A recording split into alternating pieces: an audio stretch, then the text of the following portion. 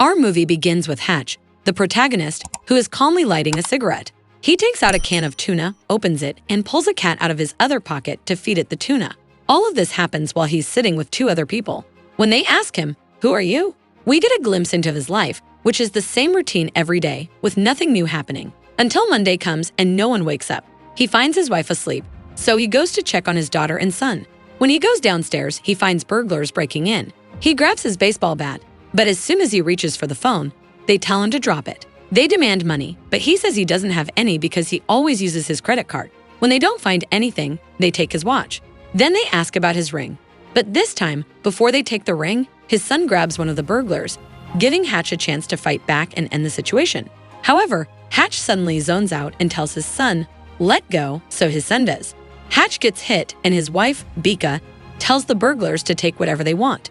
They eventually leave out of frustration. Hutch closes the door and reaches out to his son. The police arrive and hear what happened from the kids and Bika. Hutch stands in front of the garage, saying, "How could this happen to me?" The officer asks him, "I heard you had the baseball bat. What did you do with it?" Hutch replies, "It was against a gun." Another officer says, "You did the right thing." But Hutch feels like a failure. When he goes to bed, his wife puts pillows between them, so he goes downstairs to sleep in the reception area. His daughter comes down to sleep with him. The next day, he wakes up and goes through the same routine as always. The next morning, the son says to his father that at school, they asked to write an essay about a former soldier in the army, and he wanted to write about him. The father replies that of course he was a soldier, but in the accounting department, so it's not really what they're looking for. The mother then tells her son, "Why don't you go to your uncle, Charlie? He was a real soldier and he can help you." Hutch looks at her, feeling like she's mocking him, but he knows she's right. He also suggests to go to his grandfather. He was a former soldier too, but it's clear the son has lost hope. As they leave the house, Hutch throws away his breakfast and runs into a neighbor who says, "I heard burglars broke into your house last night. I wish I could have trained you a bit." Hutch changes the subject, complimenting the neighbor's car, and they part ways. Hutch continues his monotonous routine and goes to work. At his office, Charlie shows up and says, "I heard you could have taken them out last night. Why didn't you?" The easiest thing is to end someone. Charlie hands him a gun, telling him to keep it with him. When Hutch refuses, Charlie says, "It's not up to you, and watch out for my sister." Later, Hutch takes the gun and hides it inside the refrigerator. After that, he meets his father-in-law, Bika's father, who is the manager of the factory where they work. His daughter, of course, told him about what happened the night before. He told him that he did the right thing because he is weak and inexperienced. The thieves would have hurt him if he had confronted them. Hutch feels like his personality is weak in front of everyone. Then, Becca's father asks him, "Why do you want to buy the factory?" Hutch replies, "I'll give you a good amount for the factory because I want to have my own properties." He replies, "I understand your position and I appreciate it. I agree to the sale." While sitting in his office, Hutch sketches the tattoo he saw on the burglar's hand. After that, Hutch goes to his old radio, however. It turns out that this radio isn't for music, but is instead a communication device with a mysterious person. Hutch hears a voice coming from the radio, and the voice asks him, "What happened last night?" Hutch explains that the thieves were two people, a man and a woman, and they were terrifying. They looked like they desperately needed money. The woman threatened them with a gun, but it was empty and had no bullets, which is why he chose not to shoot or harm them. The voice replies, "It's good that you didn't hurt them, and I hope you never use violence against anyone." Later, Hutch visits his father in a nursing home and has lunch with him. Hutch sees a picture of himself as a child with his father, and there's another child with them. It becomes clear that the three of them used to be part of a very strong combat team. When Hutch returns to his family, he feels a bit of happiness. But when he gets home, his daughter asks about her bracelet, and when he realizes it's missing, he changes his mood and leaves angrily. He returns to the nursing home, opens a closet, puts on a jacket, and takes out a box containing a gun and his father's ID, which proves he was a federal agent. His father says, "You came back so quickly." Hutch replies, "There's something I need to do." Hutch takes a bus to a certain location, enters, and shows his ID, claiming to be from the Federal Bureau. He asks about the tattoo but doesn't find the person there. The last place Hutch entered was full of men. When he showed his police badge, a stranger among them said, "The badge you're holding is old and expired. You're not a real cop." At that moment, everyone prepared to teach him a lesson. But Hutch acted quickly and said, "I have money, but whoever dares to come near me will regret it for the rest of their life." Strangely, the stranger noticed the military mark on Hutch's hand and realized that he was once an expert and an important figure in the army. This made him flee quickly, leaving everyone else behind. This made the rest of the men scared too, so shop owner asked Hutch, "What do you want?" Hutch then pointed to the tattoo he had found in the shop earlier and said, "I want to know the address of the person who drew this tattoo." And they eventually lead him to the house of the burglars, Lewis and his wife. Hutch punches Lewis, and his wife gets scared, handing over the watch they stole from him. However, Hutch remains angry and demands his daughter's necklace. When he asks about it, they tell him they don't know anything about the necklace. Hutch was about to shoot the man when he heard the sound of a crying baby. He went to check and found a sick infant hooked up to a breathing machine. Hutch felt sad and realized they were stealing to help the baby. He left the house, frustrated, and started punching the wall in anger because he couldn't take revenge. His hand was covered in blood. After that, he boarded a bus to go back home. Meanwhile, a car pulled up next to the bus, blocking its path. 5 people, clearly under the influence, got out of the car and boarded the bus. They started harassing the passengers, who got scared and left. Soon, the only people left on the bus were Hutch and a woman on her way home. It seemed like Hutch was pleased they had boarded the bus with him, and it was clear he was planning something. He went to the driver, who was struggling with the troublemakers, and told her to step aside and calm down while he handled them. Hutch entered the bus, closed the door with determination, and approached the group. He kept telling himself, "This woman will get home safely today, and these troublemakers will end up in the hospital." The group mocked him when they saw him coming, and Hutch was surprised by 2 of them giving him a powerful punch to the face, knocking him to the ground. He got back up and started hitting them with full force, grabbing them by the collar. Every time they hit him, he hit them back harder and more precisely. Suddenly, one of them stabbed him with a knife, but Hutch didn't care. He pulled out the knife and used it against them, one in the neck, another in the arm, and the third in the leg, until they managed to throw him out of the bus window. You'd think he would stop, but no, he got back on the bus, and this time, he looked furious. He told the woman to run because he was done with them. The bus was now empty except for the troublemakers. Hutch grabbed them and beat them mercilessly, leaving no part of their bodies unharmed. One of them was dying and couldn't breathe, but Hutch, being the hero, saved the man by clearing his airway. When Hutch arrived home, his wife saw him and realized that the old version of him had returned. She started treating his wounds and the mess he was in. Hutch told her, "I miss my old self. I'm tired of this boring, routine life that's killing me every day."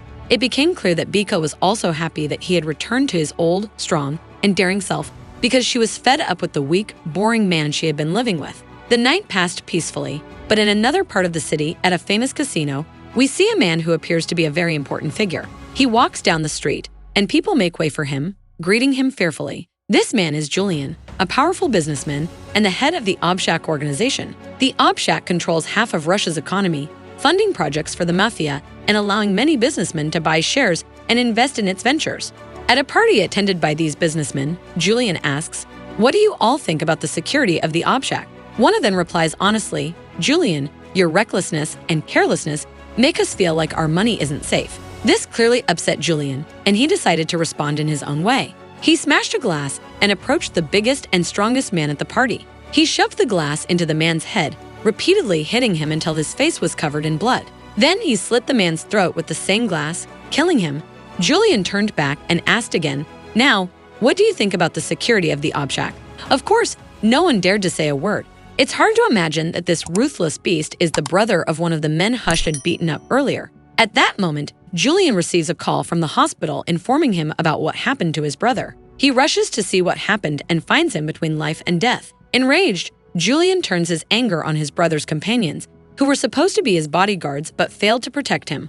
One of them says, "Boss, the guy who attacked us was incredibly strong and looked like a criminal, but we know where he works because he dropped his work ID card last night." And we see Hutch running in the morning, happy as usual, but his monotonous routine has changed. He gets a call from the person he spoke to yesterday in the secret room, who asks, "Was it you who did this?" Hutch replies, "Yes, and it felt amazing." The man tells him that the person they took out was Julian's brother, and Julian isn't someone to joke around with. He advises Hutch to ask the barber for more information, but hangs up abruptly. Hutch goes to the factory and lives a normal day until he receives a message saying, "Go to the barber." Hutch goes to the barber and meets an important undercover agent. He asks the agent about Julian, and the agent briefly explains he's the worst man you could ever get involved with. He's a killer with no remorse, and he has the power and influence to destroy anything or anyone. He also has an entire fleet of bodyguards.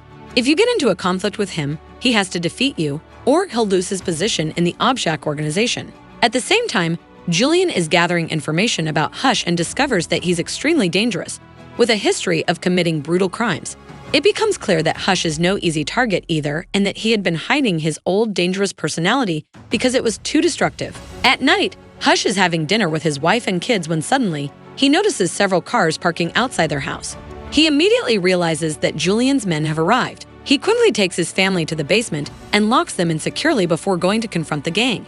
As soon as they enter through the door, Hutch takes them out one by one. He kills 3 of them and injures another, swiftly eliminating the entire gang. Unfortunately, one of them manages to electrocute Hutch, causing him to fall to the ground. They grab him and put him in their car to take him to Julian. However, the surprise is that Hutch regains consciousness and manages to free his hands.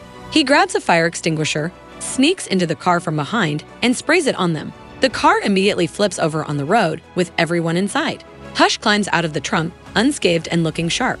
But of course, Julian's men are already dead. Hutch returns to his house, but calls his father to warn him that people might come looking for him in the coming days.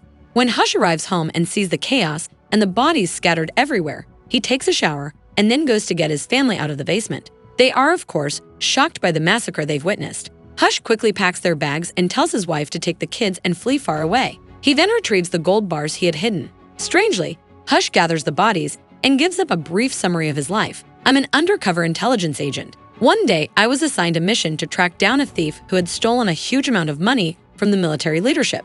But I refused to kill him because he asked for a second chance to live an honest life, get married, and have children. I let him go, and to my surprise, when I visited him later, I found that he had indeed gotten married, had kids, and was living a decent life. From that moment, I decided to stop my operations and settle down, get married, and have kids too. But circumstances forced me to return to this life. As Hutch says this, he sets the house on fire and walks out, watching it burn. At the same time, Julian's men are heading to Hutch's father's house to kill him. But the surprise is that the old man is also dangerous. When they point their guns at him, he quickly pulls out his shotgun and kills 2 of them. The next day, Hutch goes to work at the factory. He gives them gold bars in exchange for the factory, making it clear that he's declaring war on Julian. Meanwhile, Julian isn't sitting idle either. He's talking to someone, saying, "Send me as many men as possible." Hutch, on the other hand, enters the factory, locks the door behind him, and gives the employees time off. He then starts making all kinds of weapons and bombs you can imagine. At that moment, Ayad's voice comes through again, telling him, "What you're thinking about is a huge disaster and could turn into a devastating war. I can't leave my hideout to come and save you like I always do." But Hutch replies, "They threatened my wife, my kids, and my father. I won't let this go." After that, he takes all the weapons and heads to the Obshak organization. He destroys everything, kills all the men inside single-handedly, and in the end, blows it up, burning all the money inside. After that, Hutch goes to the casino where Julian is staying up late. He sits down boldly and talks to him, saying, "I've burned down all your properties, including the Obshak and everything in it. But I can do much more than that. That's why I'm only asking for one thing from you. Forget everything and don't try to take revenge. You can flee and live on a remote island." After that, he leaves, but Hutch knows Julian will come after him with his men. Hutch escapes at full speed and heads to his factory. Of course, Julian and his men follow, firing at Hutch. The surprise is that the person returning fire is the voice from the radio, the same person who was the child in the photo with Hutch and his father. He tells Hutch, "I told you to stay away from these troublemakers. You're no use to anyone." We also see Hutch's father arriving with his shotgun, joining the battle. They fight together and enter the factory to start the war from inside. Hutch's father says he missed these days and was tired of living in a nursing home. The battle begins with gunfire coming from all directions. Hutch's team fights fiercely, taking down Julian's men one by one until only Julian is left standing. The problem is that they've run out of ammunition, and Hutch only has 1 bomb left. At that moment, Julian's voice is heard saying, "I could have let the Obshak go and resigned, but after you burned it down, they won't let me go. So I have to kill you first." Suddenly, Hutch grabs the bomb, secures it tightly, and runs toward Julian, killing him instantly. With that, the nightmare ends. Hutch stays in the factory until the police arrive to arrest him. This is the scene we saw at the beginning of the movie. The detectives receive a call at the same moment, and the twist is that Hutch also has power and influence. After the call, he walks out and returns to his normal life with his wife and kids, moving to a new house.